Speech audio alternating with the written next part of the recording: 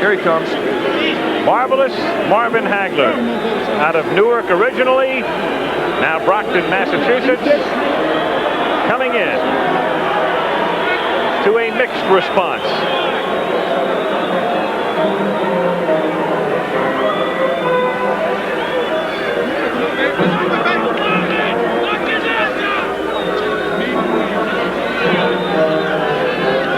One theory is, for those who think Hagler will win, they say maybe this fight means a little bit more to Hagler than it does to Hearns. It means a lot, obviously, to both, but that theory goes that Marvin feels he'll never get the respect he's due unless he beats Thomas Hearns. And he is, of course, chasing the record of Carlos Monzon, looking for the 14 consecutive title defenses. He has 10 now. He's shooting for number 11. And indeed, the response to Marvin Hagler seems to be a little bit more than Thomas Hearns. It is. A bigger hand for Hagler coming in, for what that's worth, than for the headman. When he came in against Roberto Duran in his last big fight, it was just the opposite. So perhaps Marvin Hagler finally getting his due from boxing fans who on occasion have been indifferent to him. Bob Arum, the promoter, called him the Pete Rose of boxing. Hard-working, resolute, single-minded, 62-2. The two losses early in his career, both in Philadelphia, both avenged, 50 knockouts. And it's been a long time since he knew what the word defeat was. Only the draw with Antifermo, any kind of stain on his record in recent years. And he certainly avenged that draw.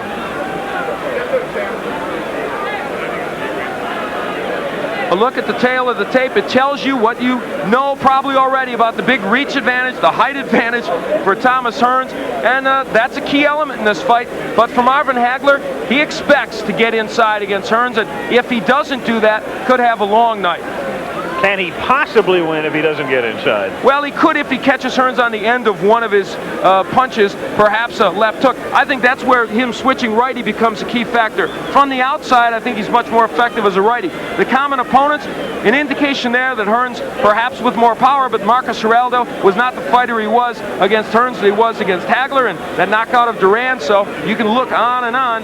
The number of punches, these are two fighters who will throw a lot of punches tonight. You see Marvin Hagler throws a lot. He's got a good jab, good combination puncher. The same is true of Thomas Hearns. Look at the number of punches he throws. A lot of left jabs snaking out there.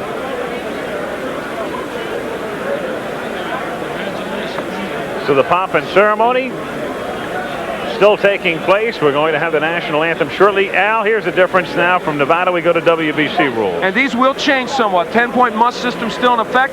There is no 3 knockdown rule. There is no standing 8 count. You saved by the bell only in the last round. Again, the 3 judges will score the fight. International judges, the referee, or the ring doctor can stop the fight. Right now, let's go to the ring and Chuck Hull. Ladies and gentlemen, I would direct your attention to the lighted tower, the Fantasy Tower at Caesar's Palace, just to the northeast of us, and you will see unfurled the largest American flag in the world. The flag was created by Mr. Ski Dembski. And now it gives me a great deal of pleasure to introduce a very talented young man as I ask you to rise, please, as our national anthem will be presented by Doc Severinsen.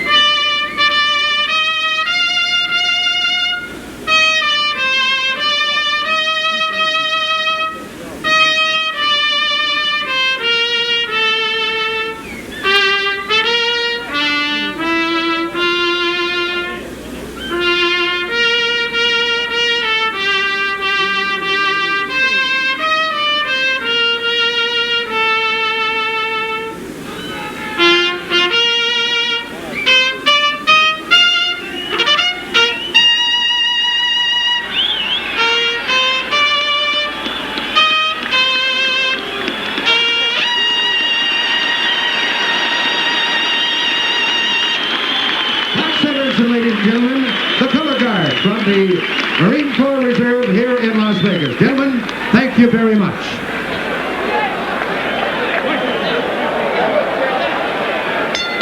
Ladies and gentlemen, the officials assigned by the Nevada State Athletic Commission for the next event of the evening. The judges are Dick Young of Los Angeles, California, Herb Santos of Reno, Nevada, and Harry Gibbs of England. The timekeeper is Charlie Roth. Counting at the knockdowns, Jane Broadfoot.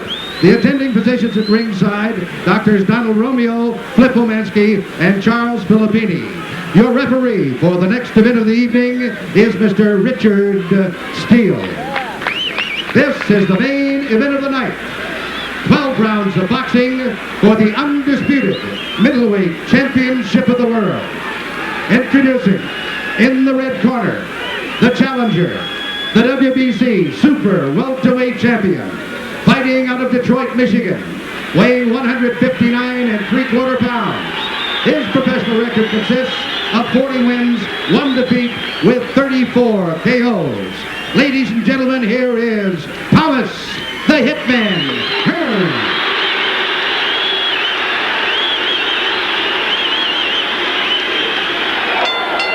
And in the blue corner, fighting out of Brockton, Massachusetts, weighing 159 1/4 pounds, with a professional record of 60 wins, 2 defeats, 2 draws, and 50 KOs.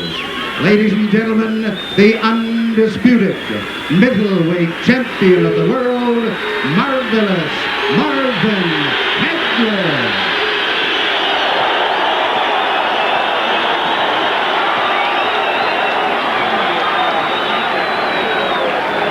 All right, Pat. Good 8. Let's go. So the two come to mid-ring with Richard Steele. Instructions in the dressing room. I'm just cautioning you now. Obey my command at all times. Shake hands and go like the both for you. Let's go. Very simple instructions. And finally, it's Hagler against Hearns. The camera's going to have to go. Eloquent simplicity by Richard Steele. Let's go. He knows, they know. Staring at each other through the national anthem. To stare down, of course, so customary before these fights. And here we go. Round 1. Hagler, right off the bat, attempting to get inside. He'd love to be able to pin Hearns on the ropes if he can. A more aggressive start by Hagler. Look at him, right for the body. Marvin Hagler only wants the body, and he bangs Marvin. Oh, Hearns may have hurt him with the right hand. Hearns hurt him with the right. Hearns hits him with an uppercut. Hagler, he's hurt. Hagler is done. Hearns got inside. Hit him with a right uppercut. Marvin ties him up. Marvin Hagler is still hurt. So it was Hagler coming out like a bullet. A good left by Hagler, but Hearns didn't flinch. Marvin going for the body. Wild first round. Wow, what a shot. And it was Hagler who initiated it, not Thomas Hearns. And a left by Hagler. Hearns comes back. Another right. That one stunned Hearns. What a first minute of the fight. Tommy Hearns has been able to drop that right hand in, and it has hurt Hagler, a surprise to many people. Another right hand from Hearns. Hearns moving. Hagler still pursuing. Comes in with a right. Missing with a left hook. Here's where I believe Hagler should turn to righty. He could block that right hand easier, and he would land his own left hook. Hearns with a devastating punch. Swelling near Hagler's left eye. Again, Tommy trying to come inside the hands of Hagler. Low blow by Hearns. Hagler's still looking for the body. A right by Hagler. Good right got in.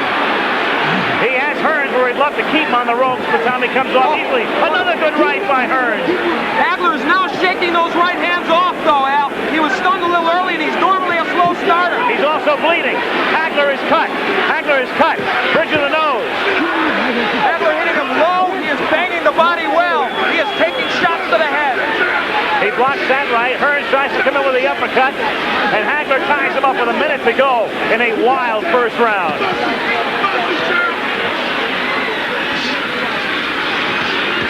Marvin with a good left hand. There's blood all over Marvin Hagler's face. Can't tell where it's coming from. I thought it started at the bridge of the nose originally, but but blood all over the face of Hagler here in round one. But Hagler has him on the rope. Hagler working on him. Hagler relentless, but Hearns trying to box his way out. Half a minute to go in round one. How far can this one go? That's Hearns on his face. This is where Hagler wants it, but Hearns counter-punching off those ropes fairly effectively. Tremendous first round. Hagler pinning him to the rope, working on him, but Hearns uppercutting again. Hagler bloody. A tremendous, sensational first round as Hearns gets hurt. Hearns got stunned. Hagler was stunned early in the round. Great first round. Wow. Incredible. Perhaps one of the best in middleweight history.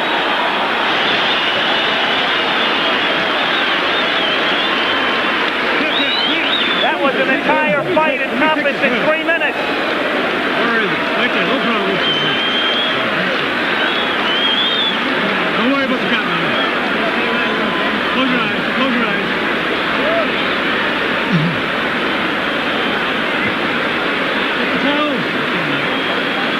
Drink the water right now, Pat. The cut is over the right eye of Marvin Hagler. It's hard to tell if it's not on the eyelid, though. It looks to be on his forehead. That may not be as much of a problem. As we look at it, that was where it came, I believe, from that uppercut from Tommy Hearns.